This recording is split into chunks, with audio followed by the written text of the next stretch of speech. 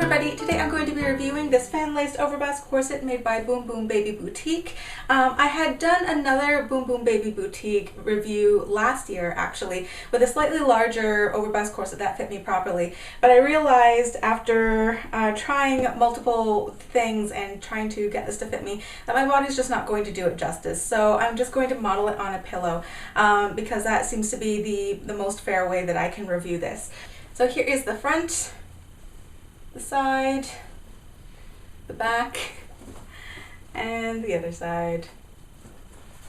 I believe this is the same sample corset that the model Twig had actually used for their professional photos. So I will put links down in the description below of any pictures that I can find of Twig wearing this corset so you can see what it looks like on a real human body. The measurements of this corset, in the center front it's 14.5. From the peak of the bust down to the bottom here along the princess line is about 15 inches. Unfortunately, a lot of the length is from the waist down instead of the waist up. So when I wear this corset, the top of here is barely mid-bust on me, unfortunately.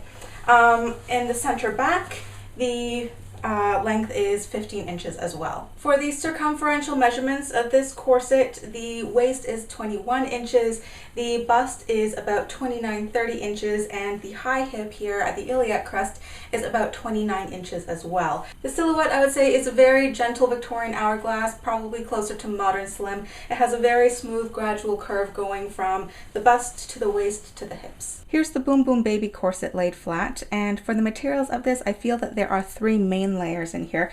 The fashion fabric is this cream colored sort of densely woven canvas. The second panel is actually made from twill in an almost identical cream color, but then it goes back to canvas again. So I found that a really interesting kind of, it adds some textural interest to it. When I try to feel between the layers here, I actually feel that there is an interlining. When I try to pull the layers apart, there is another layer between the fashion fabric and the lining here. So there is an interlining strength layer. And then on the inside, there is black herringbone couture, which is actually floating. This is what the tag looks like. Boom Boom Baby, made in the UK with silver metallic thread. And you can also see the laundering instructions here, mixed fibers and dry clean only. This corset has a 5-panel pattern, 1, 2, 3, 4, 5. Some of the bones actually taper down towards the center front and the lower tummy, and most of the curve around the hip is between panels 3 and 4 here, while most of the curve for the bust area is between panels 1 and 2. For the assembly of this corset, it seems that the fashion fabric and the interlining were flat lined together. The panels were assembled using a top stitch. It's single boned on these seams here, and like I said before, the lining is an actual floating liner. There does appear to be a waist tape. If I hold this on an angle, you might see the outline of it here. It seems to go from between panels 1 and 2, and then it extends all the way back to the back grommets right there. You might be able to see it also on the other side, starting about here, halfway between panel 1, and then going right back to the grommet area. Here's a close-up of the binding, and you can see that the binding is made out of the same cream twill that this second panel was made out of. It's machine stitched on both inside and outside.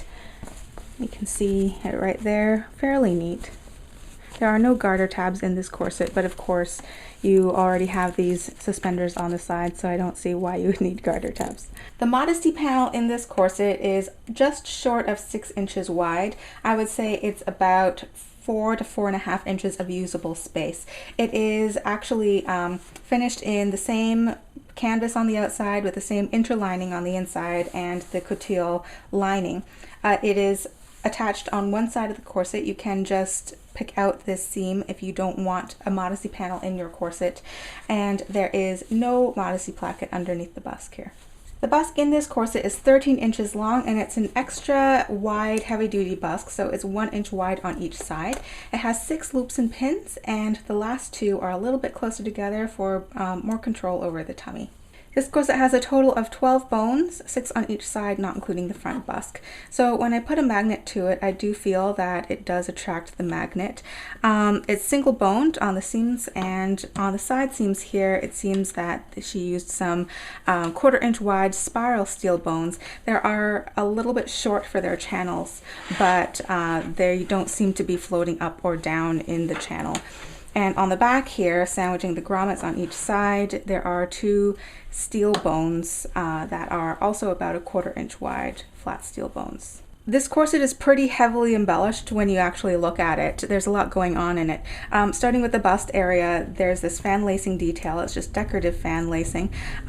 Each bust area has 6 grommets through which 6 laces are actually threaded through, and you can see that they just knot on each side of the bust area. Also on the shoulder area, there are these elastic suspenders, so I believe that these 2 are supposed to sort of go across each side of your breast, almost like those popular harnesses these days. And then it kind of converges into one along the back, and you can see that she left on the interesting little hardware here for the suspender. Additionally, there are some garter suspenders on the sides here to help keep up your stockings or whatever else you're wearing with it.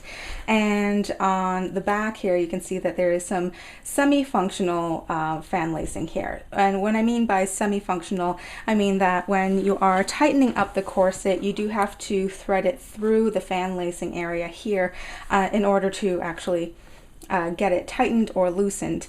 However, you can't simply just pull on these belts and have it tighten up quite so easily like a full functional fan lacing corset would. But I thought it did have an interesting touch. So obviously this is not the type of corset that you would wear every day, just for really special occasions, because it takes a little while to lace yourself up in this corset. Here's a close-up of the grommets. Actually, they are 2-part 5mm wide prim eyelets. I recognize them. Once again, they're very popular amongst the corset makers living in the UK. They are all holding in quite well. However, I must admit that I don't wear this corset very often. I've really tried it on half a dozen times to see how the fit is going along. But they seem to be set quite nicely. They're set equidistantly, very neatly. You can see on the underside there are a couple of splits here and there, but for the most part they've all rolled really beautifully. I don't see any fraying around these grommets.